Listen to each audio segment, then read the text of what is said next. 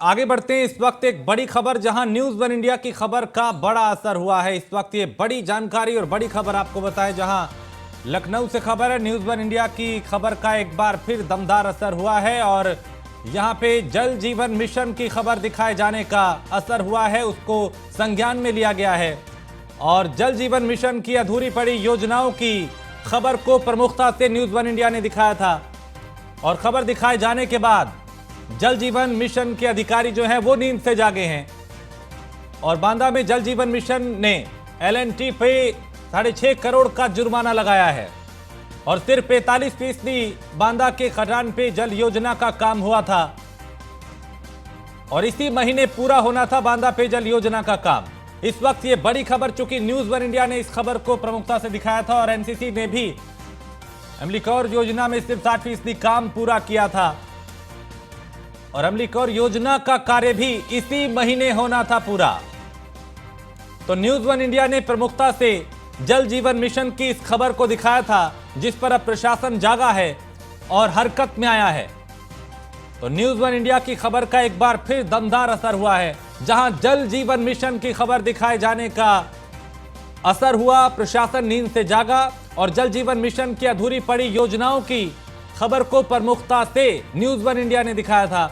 और खबर दिखाए जाने के बाद जल जीवन मिशन के अधिकारी नींद से जागे हैं और बांदा में जल जीवन मिशन ने एल&टी पर 6.5 करोड़ रुपए का जुर्माना लगाया है। सिर्फ 45% बांदा के खटान पे जल योजना का काम हुआ था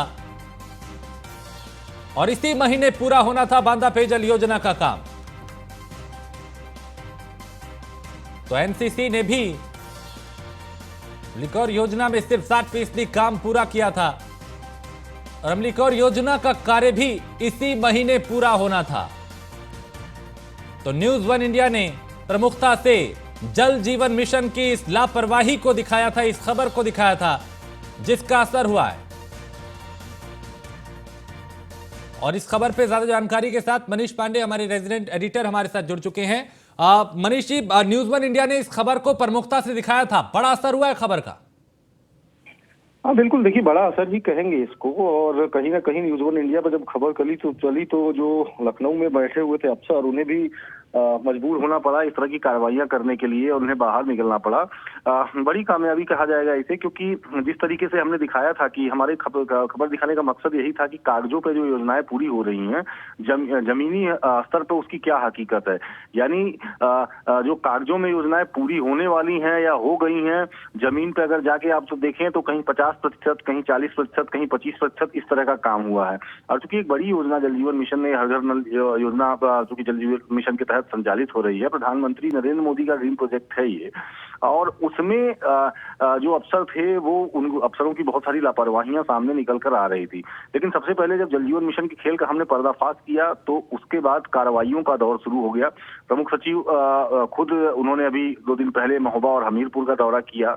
वहां से हालांकि कोई कार्रवाई की खबर नहीं आई, लेकिन वही दूसरी तरफ अब बुंदेलखंड की, चूंकि अगर आप देखा जाए बुंदेलखंड और जो सोनभद्र का क्षेत्र है, यानी विंध्याचल मंडल और बुंदेलखंड, ये सबसे पहले यहाँ जल जीवन मिशन का काम शुरू हुआ था और सबसे ज्यादा जरूरत भी यहाँ के लोगों को जल जीवन मिशन की थी, क्योंकि बुंदेलखंड और सोनभद्र के बहुत सारे ऐसे क्षेत्र हैं जहाँ का जो वाटर लेवल है वो काफी नीचे है। उसके अलावा जो पेयजल है वो काफी प्रदूषित है। तमाम शोधों में पाया गया है कि वहाँ जो पेयजल है उसमें आर्सेनिक और बहुत सारे घातक रसायन मिल रहे हैं, जिससे वहाँ के लोगों पे, वहाँ के लोगों को रहने वालों पे असर पड़ रहा था।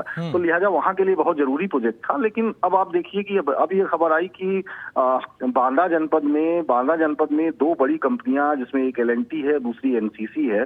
तो एल&टी पे तो कार्रवाई की गई, क्योंकि एल&टी को इसी महीने यानी नवंबर महीने में जो प्रोजेक्ट खत्म करना था वो अभी तक सिर्फ 45% वहां तक काम कर पाई थी, यानी 55% काम अभी बाकी था। और वो 55% काम कहीं ना कहीं निश्चित रूप से शिथिल पर्यवेक्षण ही कहा जाएगा। एक तो शब्द होता है नौकरशाही में शिथिल पर्यवेक्षण, कि अगर किसी को कोई जिम्मेदारी दी जाती है और ग्राउंड मॉनिटरिंग की और वो मॉनिटर नहीं करता है और ग्राउंड पे वो काम नहीं हो पाता है, तो इसे शिथिलता मानी जाती है उस शख्स की, उस व्यक्ति की या उस अफसर की जिसके नेतृत्व में ये काम हो रहा है।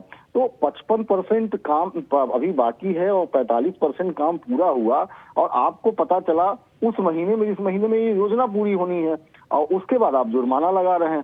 तो कहीं ना कहीं इसका एक एंगल ये भी है, हम ये कह सकते हैं कि जो जल जीवन मिशन में बड़े पैमाने पर खेल हुआ है, उस खेल को दबाने के लिए भी इस तरह की कार्रवाई की जा रही है, क्योंकि सबको पता है कि सूबे में, उत्तर प्रदेश में मुख्यमंत्री योगी आदित्यनाथ हैं, और अगर कहीं इस तरह की चीजें निकल के आई, कहीं भ्रष्टाचार से निकल के आई या लापरवाही से निकल के आई, वो बख्शते किसी को नहीं है।